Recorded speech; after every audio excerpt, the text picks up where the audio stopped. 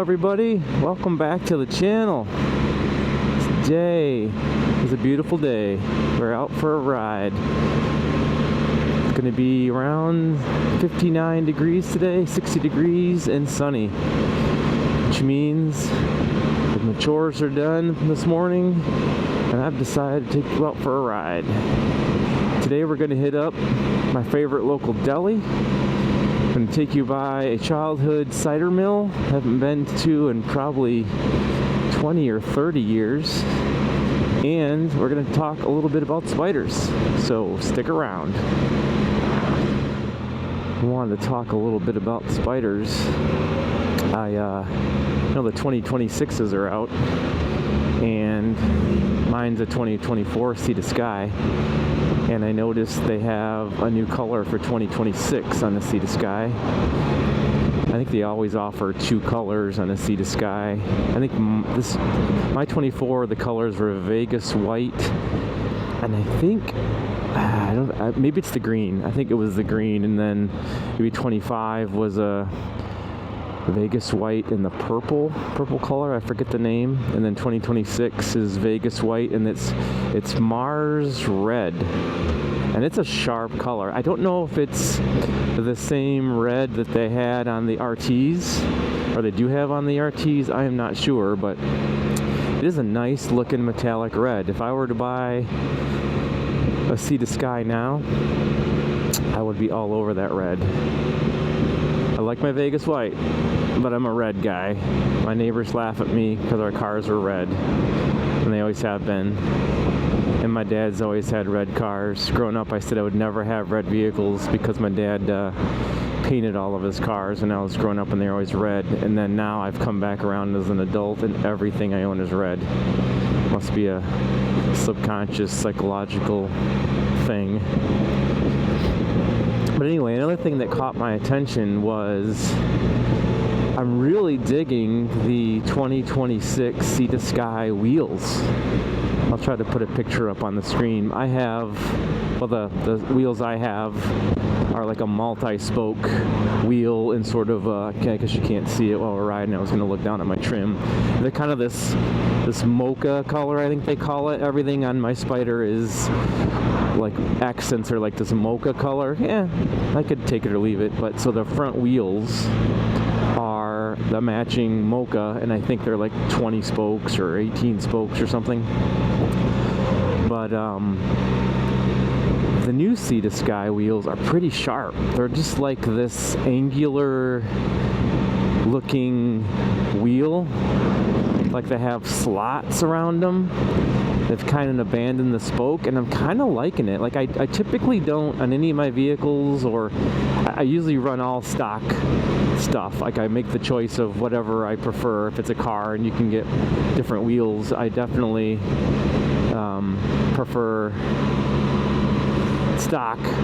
the stock look. I don't really outfit things with aftermarket stuff too often, or never, but I'm really liking the 26 Sea to Sky wheels. So I was thinking maybe I buy the 26 wheels and retrofit them onto my 24. What do you guys think about that? The only concern I have is, since I have the mocha accents, the new Sea to Sky, the accent color is, I wouldn't call it copper, but it's lighter than this like mocha brown. And I don't know if would it look goofy to have sort of the new wheel, which is a lighter color, on this machine that has the mocha accents. I mean, nothing says your wheels have to match your accent color. I'm sure people run different things, but so you tell me, what do you think that would look like? I'm really intrigued, and I don't know how much a rim wheel costs on a Spyder. Like I haven't been through any maintenance, so I don't know. Like eventually I will need new front tires, and I thought, well, if I need new tires, maybe that's the time to get the new rims, and they could mount the new tires on the new rims, and then I'll just swap it over. And but that's a ways down the road. I'm at 2,300 miles, 2,200 miles, so that's going to be a little bit. But or I could just buy the rims and have the tires swapped over. So I got to investigate the cost of that. I mean, rims can't be that much, right? I'll have to Google it and see. So maybe looking at a project and updating my wheels. I know you may laugh. Not really an accessory that anyone's probably going to notice. But anyway, it just caught my attention, and I thought, you know, why not jazz up my 24 with a 26 look? But I don't know. I'll have to compare the colors, and I mean, maybe I'm wrong and a wheel is astronomically expensive. I just wouldn't think they would be, but I don't know. So that's one thing. I love the new color, Mars Red. Thinking about new wheels. Obviously the rear wheel you don't see. I think it's just black. So I'll see. What are you guys getting out of your Spyders for mileage on your tires? Just from what I'm seeing, is it like around 10,000 for a rear and 20,000 for fronts? That's just my stab in the dark from some just stuff in passing. So let me know what you guys are getting out, mileage you're getting out of tires. That may help my decision if I want to swap out these wheels. But so yeah, and I'm also, this is where you guys could help me too. I'm thinking about getting the accessory for my rear top box, the rack that's on the top. At first I didn't think I would need such an accessory, but I'm thinking for longer trips and also mounting cameras or 360s or something, it might give me an alternative location to mount that kind of stuff. So I've been looking at the Can Am or BRP rear top box rack, and it seems to have changed. I think when I see people online riding or on video riding around, it's like the rack on an RT or the old Sea to Sky. It was more tubular. It looks like it's, I guess, like metal rods, and the one I see now is metal, but it looks like it's sort of flatter.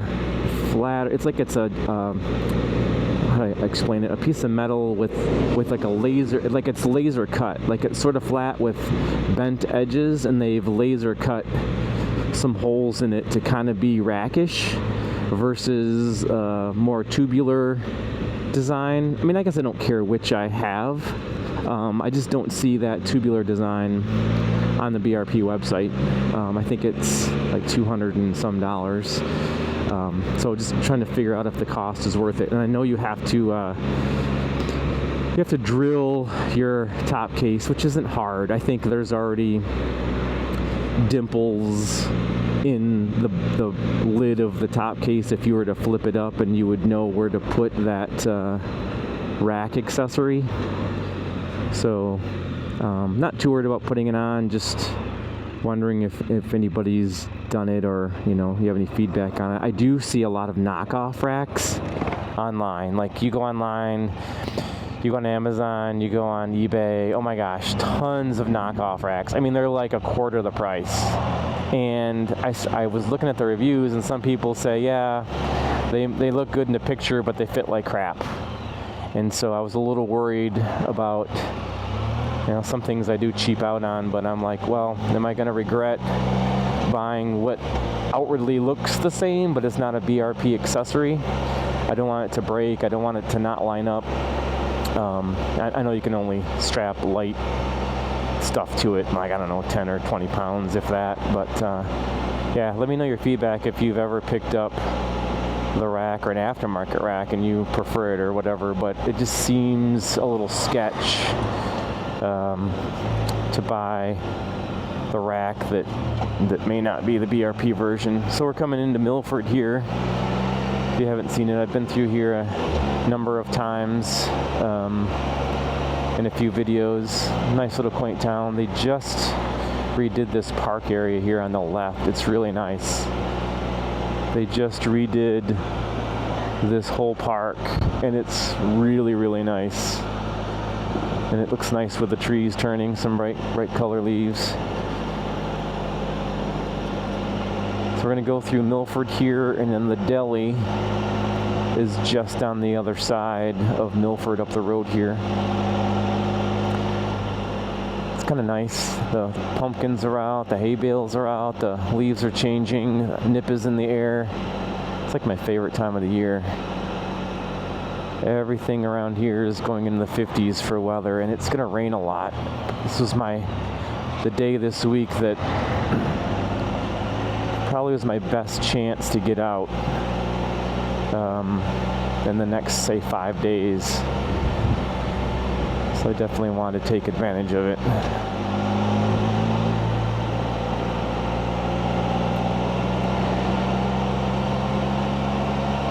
Alright, so I will head through here, and I'll probably pick you guys up when we hit the deli, and then we'll be off to Cider Mill, which is in Highland. It's an old cider mill that's on a creek, the water wheel and the whole 1800s barn. At least I hope it's still there, at least the barn anyway. A whole little thing, and sometimes they have activities and food trucks and all that stuff, but no food truck for me. Deli, and I'll see you guys soon. Oh, one more question I wanted to ask the studio audience. Since I just had the compressor replaced, there seems to be mixed opinions on if the air suspension should hold its air volume all the time, or does it let it out on purpose when it's off? Meaning, should this Spyder, just sitting in my garage, turned off, if I measured the height and I got on it, say, a week later, should that height be exactly the same when I jump on it, start it up, and take off? Does the compressor have to reinflate the bag, or should that bag never lose its pressure? The reason I'm asking is, online there seems to be a debate. I've seen the question asked, and people say it's supposed to let the air out, or it can leak a little bit. I guess leak isn't the right term, but it can lose air, but maybe on purpose. And then the air compressor obviously self-levels and does its magic when you start it up. So some people say you should be able to leave your Spyder sit there and nothing will happen. You should never see a decrease in height or air PSI. Others say, hey, my Spyder does it all the time. It goes down, I get back on it goes back up. And I just don't know the right answer.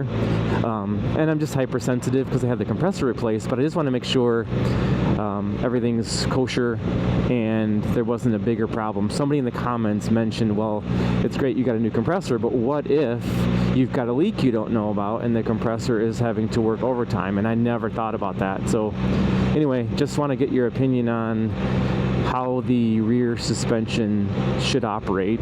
I know how it operates when you're riding and the key's on, but what happens when it's just sitting there? Again, if it's you know, supposed to maintain whatever pressure all the time, or it's okay for it to fluctuate. So if you know the answer to that, please let me know.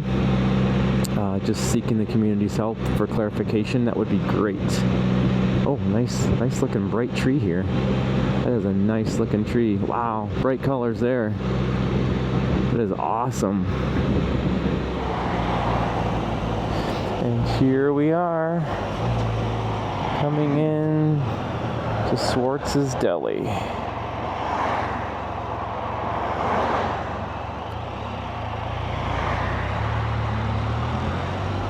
Swartz's Delicatessen. Best corned beef in town. And we will be consuming some. Alright, we were back on the road after a deli sandwich. My tummy is full. Next stop, Cider Mill. This is an old cider mill that I used to come to as a kid. My grandparents and my parents would drive down here. It's a small little place. I just remember going around through the old building, and they had a water wheel with a creek and the hot fresh donuts and cider, and just a memory as a kid, and I wanted to come back and see what it was like. I probably, God, that was in the early 80s. I was probably here 25 years ago. But today we'll check it out and see what it's like in the modern times. Here we are, Parshallville Road. I think this road used to be dirt when I came here as a kid. I hope it's not now. Historic Parshallville Cider Mill, 1869. So that kind of tells you. That's a nice road. Some fall foliage. Tells you how old this place is. 1869. Nice little drive down here.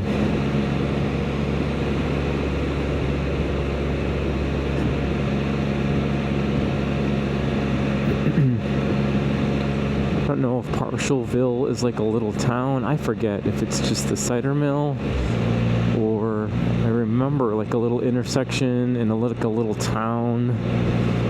But I guess we'll see.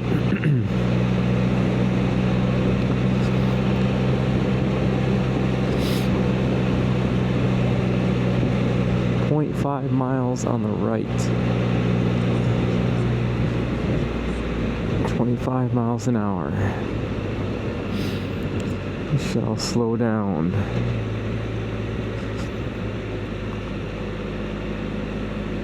Well, this is cool. You can just smell fall. If this was smell-o-vision, you would just smell kind of the crinkly leaf smell. Parshallville Village Limit. It just smells like fall. It smells like my childhood coming here.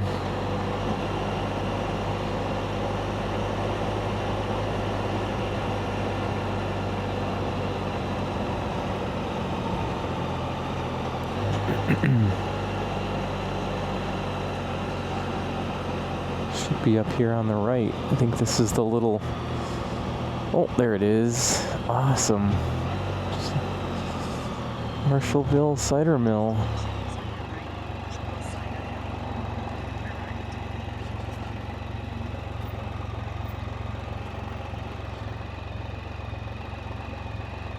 Maybe I'll get off and get a picture.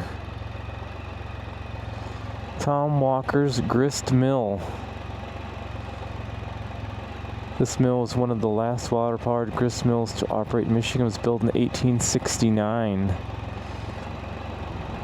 Huh.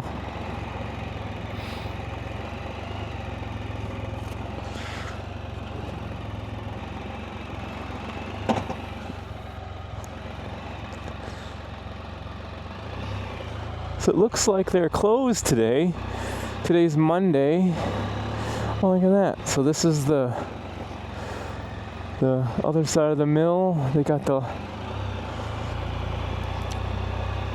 river. There's like a little pond with the flag.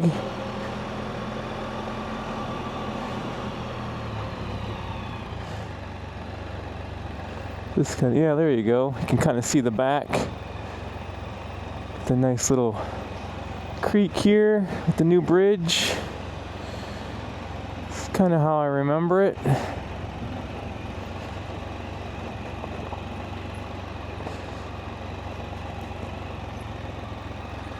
Oh, I guess I'll stay out of the mud. There's a little bridge there you can walk over to the grist mill.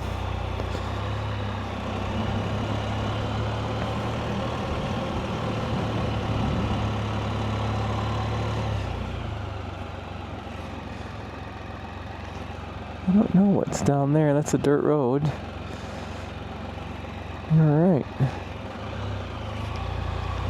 Well, it's closed today, but this is the small Parshallville Cider Mill, everybody.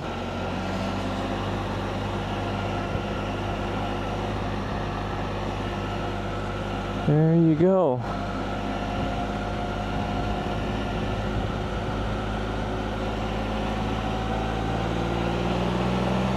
Too bad it was closed. I was hoping for a donut after my deli sandwich. Alright, well, I guess that's the ride for today, everybody. Thanks for coming along. I'll end it here, and take care, everybody. We'll catch you in the next one. Ride safe. See you later.